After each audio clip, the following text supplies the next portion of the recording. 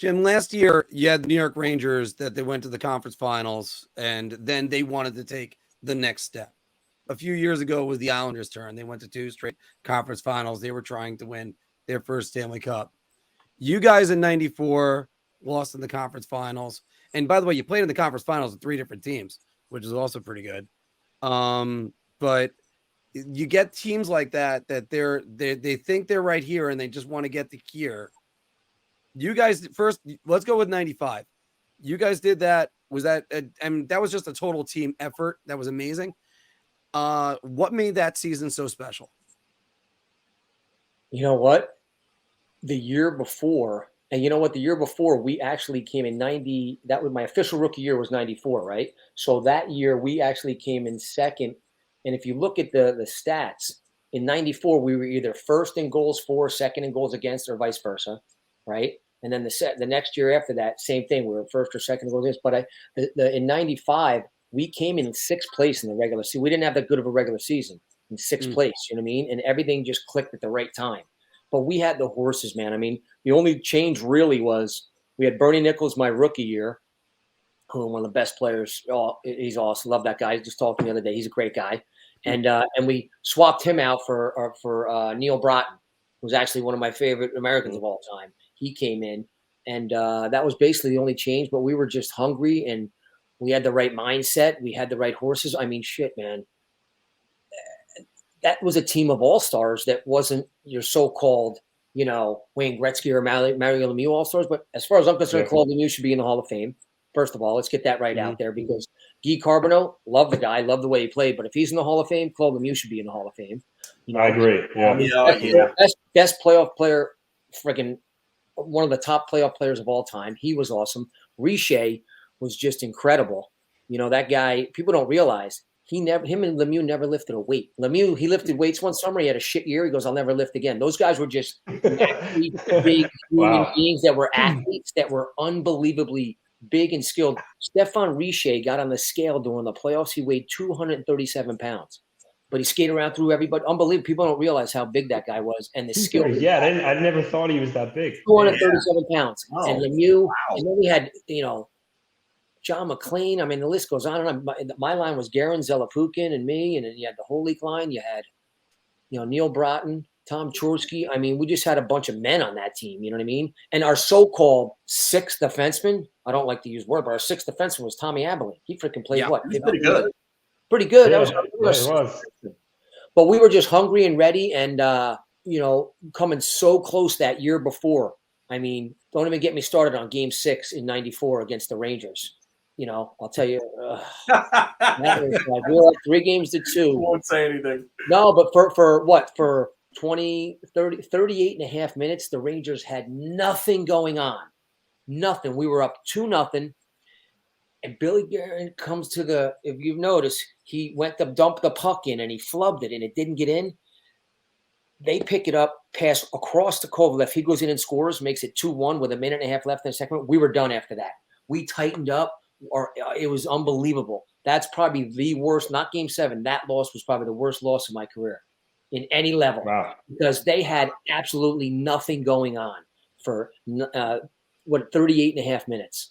They don't score that goal, we win that game. Wow. But going back to your question, we were hungry and we were just on a mission and everybody was on the same page. Nobody cared we didn't look at stats. We weren't even allowed to look at the stats. They weren't even in the room. We couldn't look at stat sheets. You never had them in the room, but guys didn't even care. We had an insane bonus system back then, all team bonuses. We were making more money with our team bonuses than our salaries. It was unbelievable. And you can't do that in these days anymore. That's one other thing you don't realize that Lamorella did. Like, we had team bonuses that were insane. And so everybody, when it was like 6 minutes left and we got a shutout going, you didn't want to give up a goal because every shutout, each player got $1,000. And we were rattling off shutouts in 1-goal games, $750 for a 1-goal game win, $500 for a 2-goal game. It was insane. And it would build up and build up. So we get our those bonuses monthly. And it was like we were just on a mission. And guys didn't care who did what. We just wanted to win. And we got that taste of it in 94. And of all teams we had to lose to was the freaking Rangers. Come on. I feel you there. Oh, man, that was rough. So I can imagine what it was like for you. Yeah. Especially, yeah, I grew up a Ranger fan. I grew up a Ranger fan till 82. Then the Devils moved here in 1982. I was 13 years old. I'm like, great. I guess I'll root for the Devils. We had no baseball, football, basketball, hockey. And ever since 94, I hate all New York teams now. Understandable. What do you think of the current Devils, Jim? They surprised the heck out of me, man. I tell you, going into last year, I said they're probably 2 to 3 years away from a serious playoff run or making playoffs. But they surprised me. We were playing with if they were 500 last year, Devils fans would have been happier than a pig and you know what. But they got off to that great start, and then they had a couple games where everyone thought, oh, here we go, they're going to fall, and then they got right back at it. And the first game I went to, it was Nashville. They ended up losing in overtime, but I said to myself, wow, these guys are the real deal. Like, they're a legit team. They just needed to stay healthy, which they did for the most part. They had a great run. And, the key is this year, they're not going to surprise anybody from day one. So that's the tough part. And the goalie situation, that's the only thing. I love their team. They're unbelievably fast. They're built for the way hockey is now. You know what I mean? Even though, look at Vegas, you still need, that good all-around team defense where you don't give up anything. And Vegas didn't give up anything. But I think the goalie situation, hopefully they can make another long playoff run here with the goalies they have. But I think they're trying to go after Hellebuck, but he wanted $9 million or something, and that's a tough one right there. But shit, they're fun to watch. Jack Hughes obviously is unbelievable. Nico Hischier, I said it, 3 years ago. I said he's going to be a very good player for 15 years. Might not be the leading scorer, but he's going to be freaking very good. Very good. If he's your number 2 center, man, that's a great team. If he's your number 1, different story. But if he's your number 2, because he does everything very well, but they're fun to watch. And I still can't believe they, beat the Rangers after the first 2 games. I couldn't believe it. Neither could I. Yeah, right? Neither could I. I actually was at those games, the first 2 games. I'm like, holy cow, they're going to get swept if they don't win game 3. And the Rangers were so tight as a team defensively those first 2 games. The Devils didn't have any shots from the inside. Like, anybody could have played goal those first 2 games for the Rangers, they would have won. Anybody. And then that game 3, they just they couldn't put them away. And I had a feeling that was the overtime game, right? Game 3. You're right. Yeah. And I'm like, you know what? I'm like, the Devils are going to win this game. They're going to win. And lo and behold, that was it. I couldn't believe how the Rangers looked so slow after game 2. And I thought with Patrick Kane getting that sick 5-on-5 goal and their power play clicking in game 1 and 2, I'm like, holy cow, we're in serious trouble. Now the Rangers are like starting from scratch again. We've broken that down a million times for me. Yeah. As far as Drug Gallant goes, who knows what happened with him and Drury? Who knows what the real story is? That's a tough call. We'll see what happens. But they're literally starting from scratch again. Here we go. No, you're right. You're absolutely right. I just love busting my Rangers fans' chops, man, because all my buddies do it. You know what?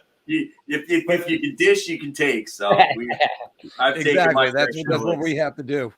Yep. Now, Jim, I wanted to get back. You think they gotten better on paper over the summer? I'm like, I don't know. It's hopefully they do what you guys did in '95. They slid, and that's what sparks them. Yeah. It's always interesting with the media. Back to your run with the Devils when you won the Cup, because I've been dying to ask you about it. Yeah. I feel like, even me, I'm just a recreational, hockey player. You dream about scoring like an overtime winner and, winning the Cup. Your goal in game 2 against Detroit, that won in OT, you guys went up 2-0. What was like, I guess, the euphoric feeling of scoring that goal? You have guys like on Detroit, mean, rugged guys like Konstantinov and Kisov you're playing against, and all these guys, Fedorov, you score the game-winning goal. How was that one of your all-time favorite memories in terms of moments for you in your career? Yeah, man. I'll never forget. It was actually a minute 26 seconds left in the game. So, and to be out on the ice, a minute 26 seconds left, game 2. I think my youngest brother, John, I'm one of 7 kids, 5 boys, 2 girls. My youngest brother, John, was at the game in Detroit. And, to be out there and that it was unbelievable. And just to go to the net, I was taught, hey, go to the net. You want to score 5 to 10 extra goals a year, go to the net, stop in front with your stick on the ice. That's what I did. Coffee was down on the ice. Guerin passes it up. They go D to D to Albelin to Chambers, was it? Or Chambers to Albelin, and shot. It just it was unbelievable feeling. You can't even describe it. I mean, like I said, I'm an American kid, like you guys from, it's like hitting a, Game 7 World Series home run. You know what I mean? Or what? It's just, It was incredible. It was pretty amazing. And when you look at that team, I mean, they won the President's Trophy. That they were supposed to sweep us. Actually, no one gave us a chance. Yeah. And that's how good we were. I mean, we were just a machine. But that feeling was incredible. There's nothing like it in sports. That was by far. And I've done some, state championship in high school, national championship in college, Stanley. That's the top. It doesn't get any better than that. In the moment, like compared to when you lifted the cup over your head, is it the same? Was both those feelings on the same level? Yeah, exactly. It's incredible. The Stanley Cup is the best trophy in sports. Everybody knows that, and it's just a surreal feeling. And then you get your rookie year, you get to the conference finals, a taste of it. Then you win it. Then you think it's going to be easy. I mean, some guys are some of the best players in the game have never won it. And I can't even imagine not winning it. It's some of those guys that the list goes on of amazing players that have never raised the Stanley Cup. Man, Do you still have your ring? Oh, of course, man. Yep, I wear it for special events. Especially I do camps and clinics. I let the kids see it and all that. It's pretty wild. It's like I said, those things are special. And hockey, it's just like I said before earlier in the podcast. Growing up, if you weren't from those 4 areas, Minnesota, Massachusetts, Chicago, Michigan, but now I've been telling people for 35 years there's good hockey players. Now it doesn't matter. Look at where the kids are coming from. How many kids are coming from New York? It's unbelievable. From New Jersey, from Texas, from Florida, from California, all over the place they're coming from now. Hockey, there's no reason why they can't have, a couple more teams in the NHL. There's more and more kids playing hockey than ever. All the Europeans want to come here. There's no ifs, ands, or buts about it. The NHL is the place to be. Jim, do you still play like men's league or anything like that? Because we played against like Benoit Hogue and like the Ferraros, Christian Peter, and some guys in the area who have kind of waxed us around. So is it funny bumping into guys that you're playing against normal, average everyday people and how they react to you? Realize, oh wow, I'm playing against an NHLer, Yeah, you got to pick the pace up, man, because you don't want to look bad. And then you're like, oh, man, okay, wow. But I don't play that much. Like I said, I do camps and clinics. I coached all the way up until this is my last year that I'm not coaching. I have 2 boys, by the way. My oldest son, Jimmy Dowd Jr., he's going to be a senior at Penn State playing hockey. And then my youngest son's going into ASU next year as a freshman playing hockey. So, awesome. I had kids a little bit later, so I coached them all the way up, which has been a blessing. And I mean, there's both kids 2 full rides, which is amazing. And they're doing what they love and going to great schools. So I don't play that much more. Some alumni games, whenever they throw alumni games together, there hasn't been that many alumni games. So hopefully they get back to that. The Flyers, they were great alumni. I played there the 1 year. Brad Marsh runs that. Bruce Driver runs ours with the Devils. But no, having every once in a while I'll do some pickup stuff, which is more fun than the men's. The men's league can get carried away, but if you get some buddies together, games at the 5, be competitive, have some fun, but you still be competitive. The men's league can get a little crazy. Yeah, I'm with you on that. We played. We were playing in a men's league game one time, and Benoit Hogue was on the other team, and this is probably going back. Maybe like 12 years. Maybe like 12 years ago. No, longer than that, Anthony. We're probably longer. I think it was. Yeah. But he was playing defense, and even then, I mean, he was just. Oh yeah. I don't know how old he was at the time, but he was taking the puck up ice, not even trying effortlessly, and just snapping the puck bar down, and it makes us realize, like, wow, like how talented you and these guys, alumni really are. It's like golf. It's like golf. If you ever play with a scratch golfer, you're like, holy shit, I suck. You know what I mean? It's just these guys are incredible, and then there's like 3 different levels of NHL guys. There's your Wayne Gretzky, Lemieux, these guys that are up here. Mm-hmm. And then you have your group that's all-stars, like your Dave Ducks and these guys that are all-stars. And then you have everybody else. Like there's 3 different levels, you know what I mean? And even the guys that are in that 3rd level, you said, like, they're unbelievable. I mean, just to get one game in the end, people have no idea. Human nature, the biggest thing is to be negative. It's, he's not that good, that's good. You get to the NHL for one game, you're pretty damn good. You're actually unbelievable. Yeah, no, absolutely. Like I worked. Do you know Peter and Chris Farrar at all? Have you? Of course, I know them very. I played with Chris the only year that they were ever separated in their life.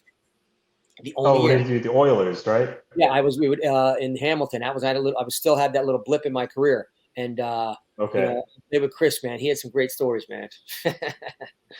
Yeah, I worked for their dad. They owned a sporting goods store here in Long Island. But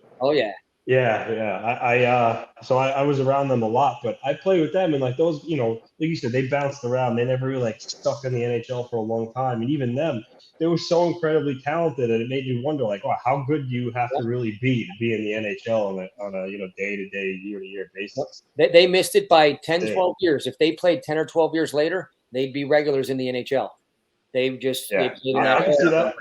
100%. Those guys were so good at hockey, and if they played 10, 12 years later, they'd be in the NHL full time. For sure. Yeah. Definitely. It's like a size thing, Everybody was fixated on size back then. They just didn't have it. And I played with Anthony against those guys, and I sat there and I'm like just marveling. And I think the first time I played against them was in a pickup session, and there were a bunch of guys that were all really good in that session. And I was just like, whoa. I was like, this is what this is like playing against these guys. And they worked their asses off too, man. They worked their asses off. Yeah, and they were flying around then. I'm like, how do I even try to keep up with these damn guys? I've said it numerous times. The size wasn't. Yeah, man. It's like I said back then, man. And you had to, like I said, you had to be like Theo Fleury, where literally you'd go around and stick guys in the throat and score 80 points. You know what I mean? That's how he did it. I mean, he was unbelievable. And that's the thing. My two boys, they're undersized defensemen. Like, right from the get go, you got to go around and be a prick and score. You know what I mean? But because of your size. And like I said, the good news is there's more than ever undersized kids playing at high levels now than ever before because of the rule changes and all that. But there's still plenty of big guys, man. Mm-hmm. Absolutely. Before we kind of let you go here, I don't want to take up too much of your time. I just wanted to ask you, touch on the Rangers and the Devils a little bit. What do you think of the Islanders going forward this season? I know Lou Lamoriello didn't make a bunch of changes, which I know some Islander fans were really upset with. But for me, when you have a guy like Ilya Sorokin in net, I'm confident that they could still be a playoff team with him alone back there. But what are your thoughts on how Lou really decided to go about bringing the band back together? Well, yeah, that's Lou. You know what I mean? He's quiet. He goes under the radar. I mean, Sorokin was the great signing there. I felt so bad that last game, man. That was, to lose that way. Oh man, I felt so bad for him. Right? 1,000 times that goes in once. That's it.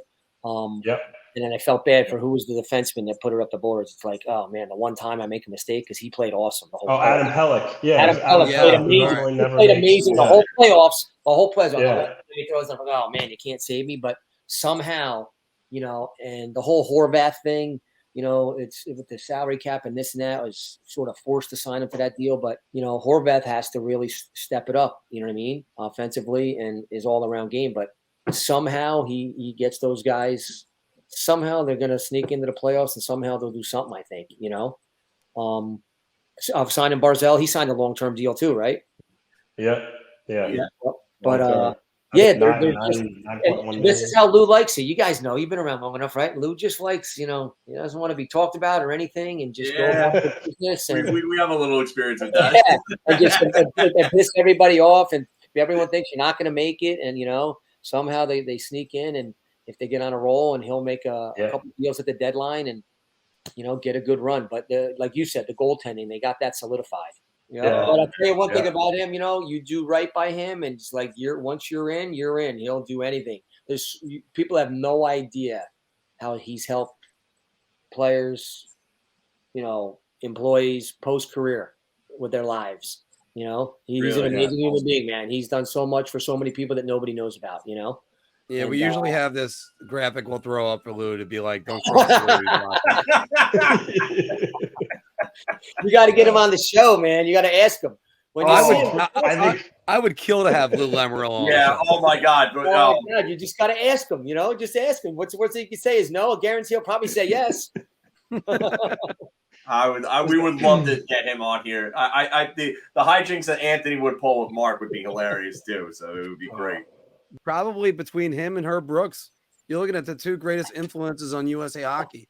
Lou has 100%. found so many great American hockey players.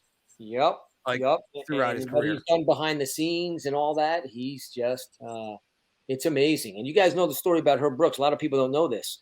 The whole 1980 thing, whatever you heard about him wanting to pick his own team, that's true. Like he was like, let me pick my team. No one's telling me what to do. For 20 years after 1980, he had nothing to do with USA Hockey. Let that sink in. Yeah. Wow. And then Well, they brought him back until 2002. to the Salt Lake City Olympics. Yeah. Right. Just let that sink in. No, but Herb was, man, he was an amazing guy. And he, that's, and fancy that, Lou brought him in, to the organization at that time. But you're right. Those two guys, probably the top two guys, are most influential on USA Hockey over the years. Well, Jim, thank you very much. Jim, this was a for coming blast. on with us. Yeah, this was great. Yeah, we got to do great some time. stuff during the season. Every now and then we'll come in, give some updates. All right. Rangers, Islanders. I got to throw the Flyers Definitely. in. We got to throw the Flyers All in. right. Yeah. Oh, We can absolutely. do that. We'll throw the Flyers in. Yeah. We're Yeah. going global with this baby. No, Yeah. our little area. Please like and subscribe to our channel. We have a lot of great hockey content and an entertaining interactive podcast. So check us out and our library of videos.